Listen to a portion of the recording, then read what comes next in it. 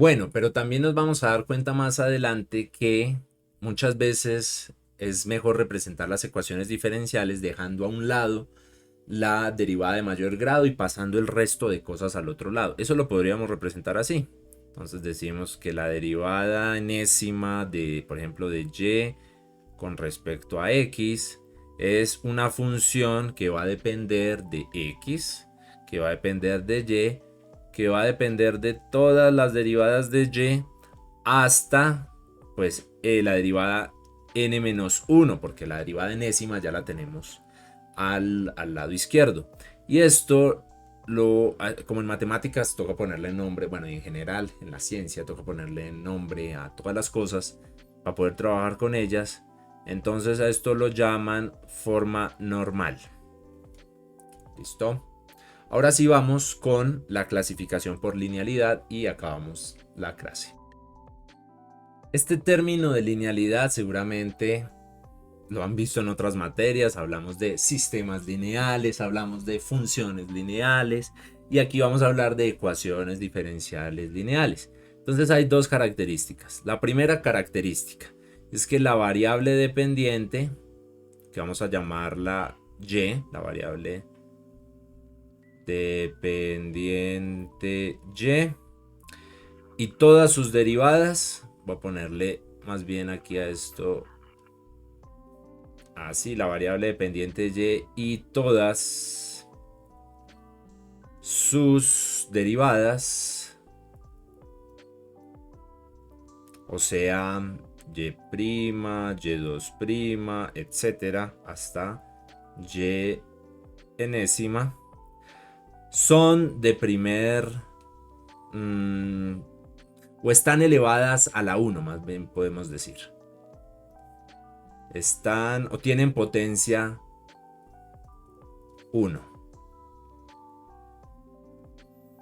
Tienen potencia 1. Es decir, no vamos a encontrar algo como y, la segunda derivada de y al cuadrado. No, si encontramos eso, pues ya no es una ecuación diferencial lineal. Listo. Y la segunda característica es que a sub 0, y ya vamos a ver qué son a sub 0, a sub 1, hasta a sub n, dependen solo de x. O más bien dependen solo de la variable independiente, que en este caso le vamos a poner x. ¿Listo? Entonces veamos un ejemplo de esto.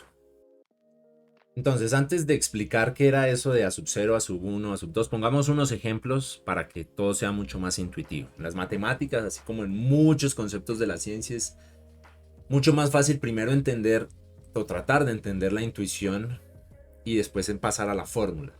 Aunque a veces no es posible, porque a veces la ciencia o la naturaleza no sigue la intuición, como en algunos campos de la física. Pero bueno, tenemos por ejemplo esta ecuación 4x derivada de y con respecto a x más y es igual a x. Entonces, lo primero que nos damos cuenta es que esta derivada está elevada a la 1, ¿cierto? Y la variable dependiente también. Listo, entonces ahí estamos cumpliendo la primera condición. La primera condición que decía que la variable dependiente y todas sus derivadas tienen potencia 1. Entonces que si vemos esto, no es lineal. Me ha faltado anotar esto. Listo.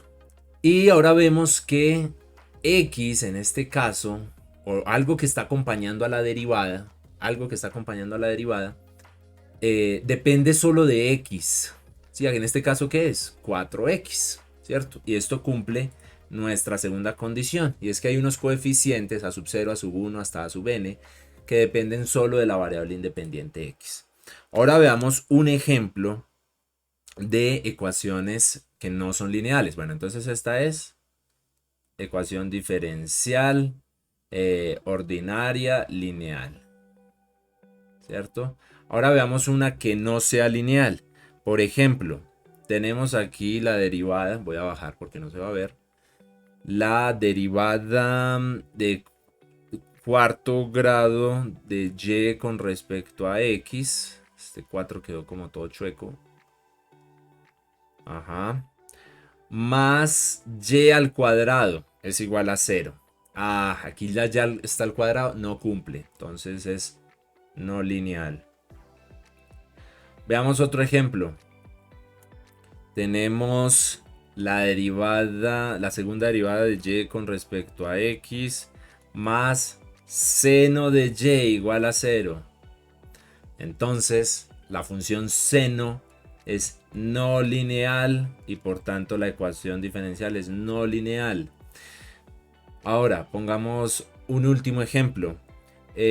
1 menos y que multiplica y' más 2y es igual a e a la x. El problema aquí está en que el coeficiente que está acompañando a la y' depende de y, no depende de x. No lineal. ¿Ok?